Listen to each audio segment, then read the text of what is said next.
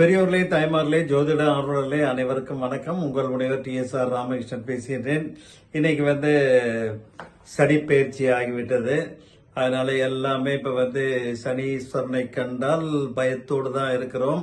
சனி பிரீதி செய்து கொண்டுட்டு தான் இருக்கிறோம்.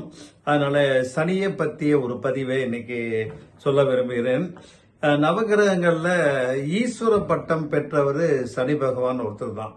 அதனாலதான் அவருக்கு சனீஸ்வரன் என்ற பெயர். ஒவ்வொருவருடைய வாழ்க்கையிலும் அவரவருடைய ராசிக்கேற்ப 7.5 ஆண்டுகள் சனியினுடைய பிடிக்குள்ள அடங்கி உயர்வு தாழ்வுகளை நாம் சந்தித்து வந்து கொண்டிருக்கின்றோம். இதைத்தான் 7.5 சனிம்பாங்க. அதாவது கெடுப்பதும் சனி, கெடுப்பதும் சனி, யாரை விட்டது சனி அப்படின்னு பலமுறையான பழமொழிகள் உலவிட்டு இருக்கு. இந்த ஒரு முறை இந்த சனீஸ்வரன் தேவேந்திரனோட பேசிட்டு இருக்கும்போது, உங்களால பீடிக்கப்பட்டு துன்பம் அடையாதவர்கள் யாராவது இருக்கின்றார்களான்னு தேவேந்திரன் கேட்கிறார். அதற்கு சனீஸ்வரன் என்ன சொல்றாரு, இதுவரைக்கும் யாரும் இல்ல. ஆமாமா, நினைவுக்கு வருகின்றது. நான் ஒருத்தர் இன்னும் பிடிக்கவே இல்லை. அதனால நான் இப்போ அதற்குண்டான நேரம் வந்து விட்டது. நான் கிளம்புற தேவேந்திரா, அப்புறம் பார்ப்போம்னு கிளம்புறாரு. எங்க சிலைங்க தேவேந்திரன் கேட்கும்போது, நான் சிவனை பிடிக்க போகின்றேன் அப்படின்னு நேரா கைலாயம் போறாரு. சிவன் பார்வதி தேவியை வணங்கி நிக்கிறாரு.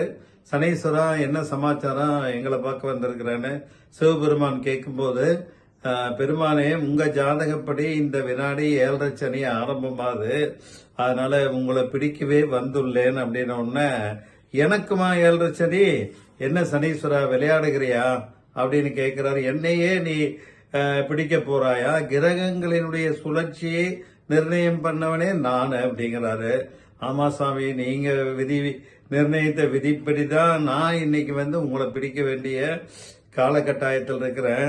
7.5 வருஷம் இல்லைனாலும் 7.5 மாதங்க இல்லைனாலும் 7.5 நாட்களாவது நான் உங்களை பிடிக்கணும் சாமி அப்படிங்கும்போது, என் கடமையை செய்ய அனுமதித்தாருங்கிறாரு. அப்போ சிவபெருமான் சொல்றாரு, உன்னால என்னை 7.5 நாளிகை கூட பிடிக்க முடியாதுன்னு சொல்லி சிவபெருமான் பார்வதி தேவியினுடைய கழுத்தில் இருக்கக்கூடிய ஒரு ருத்ராஜ மாலையில ஒரு மாலையில மறைஞ்சிடுறாரு. என்னடா இது, இவர் பாக்குறாரு, ருத்ராஜம் யார் கழுத்துல இருக்கு? பார்வதி தேவியார் கழுத்துல. அதுவும் ருத்ராஜம் அங்க மறைஞ்சிருக்காரு. நம்ம எப்படி பிடிக்கிறதுன்னு வெயிட் பண்ணிட்டே இருக்காரு. ஆனால் அங்கேயே அசராமல் சிவநாமத்தை ஜபித்தபடி 7.5 நாளிகை இருக்கார். 7.5 நாளிகை முடிஞ்ச உடனே சிவபெருமான் ருத்ராட்சத்திலிருந்து வெளியே வராரு. பார்த்தாயா சரி, உன்னால என்ன பிடிக்க முடியலையான்னு கேட்கும்போது, ஐயனே மன்னிச்சுக்குங்க, அந்த விதிக்கு கட்டுப்பட்டுதான் நான் உட்கார்ந்து இருந்தேன். இப்ப 7.5 நாளைக்கு நீங்க ருத்ராட்சத்துக்குள்ளதானே இருந்தீங்க, வெளியே எங்கேயும் போக முடியல, அதுதான் சொல்றேன் அப்படின்னாரு. அப்போ அத சனீஸ்வரனுடைய விதியை நிர்ணயித்தவர் கூட அந்த விதிக்கு கட்டுப்பட வேண்டிய அவசியம். இந்த மாதிரி அதனால்தான் ருத்ராட்சத்துல தங்கி தனக்கும் ருத்ராஜத்துக்கும் சிவபெருமானின் அருள் கிடைக்க காரணமான சனீஸ்வரன் அன்னை பார்வதி தேவியும் வாழ்த்துகிறார். இதனால சிவனை பிடிச்ச சனி அதோடு விடுறதில்ல. திரேதா யுகத்துல அதர்மத்தை அழித்துவிட தர்மத்தை நிலைநிறுத்த பகவான் விஷ்ணு ராமராக அவதாரம் செய்கின்றார். அப்ப அவருக்கு உதவி செய்ய அனுமான் அவதாரம் எடுத்து சிவபெருமான் வரார். இப்ப இந்த ராமாயணத்துல இந்த சம்பவம் நடக்குது.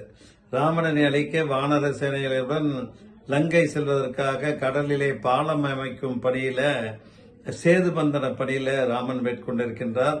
அப்ப அனுமன் அங்க ராமபிரானை வணங்கி, ஐயனே, இந்த மாதிரி என்ன மன்னியுங்கள், நான் அனுமனை 7.5 நாடு சனி பிடிக்க வேண்டிய காலகட்டத்தில் இருக்கிறேன்.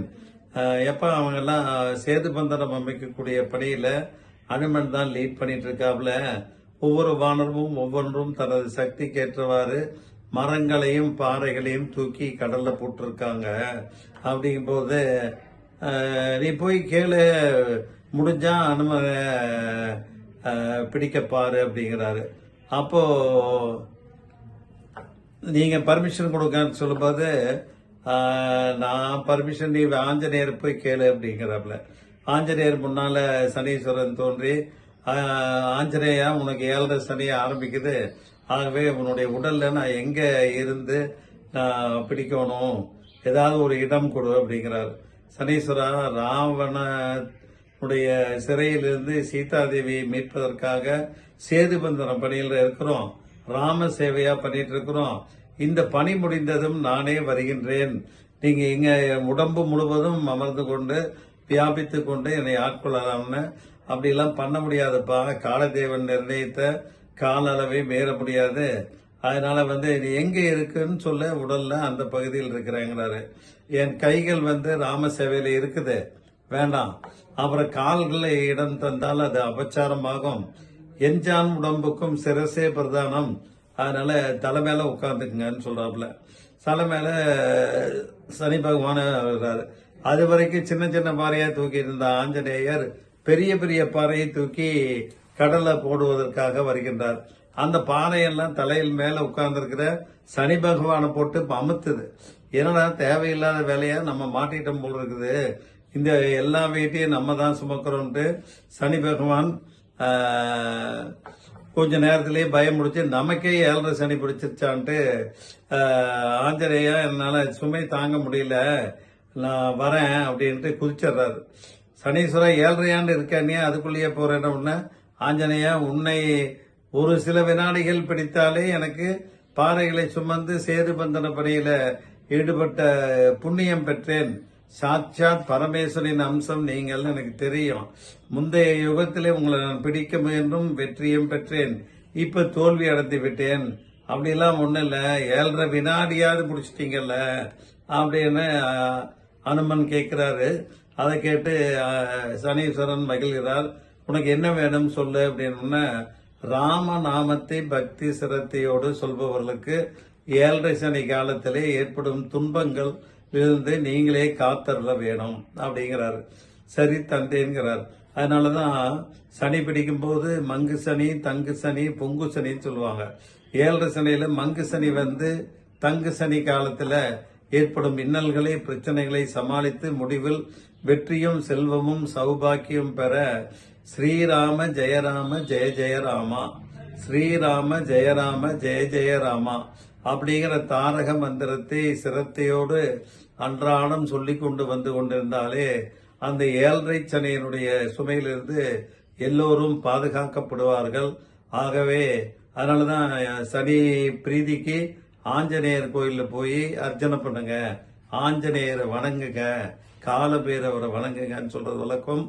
ஆகவே ஆஞ்சநேயர் வழிபாடு செய்து எல்லா வளமும் நலமும் பெற்று சனியினுடைய பிடியிலிருந்து நல்லதை பெறுங்கள் என்று கூறி நிறைவு செய்கின்றேன்.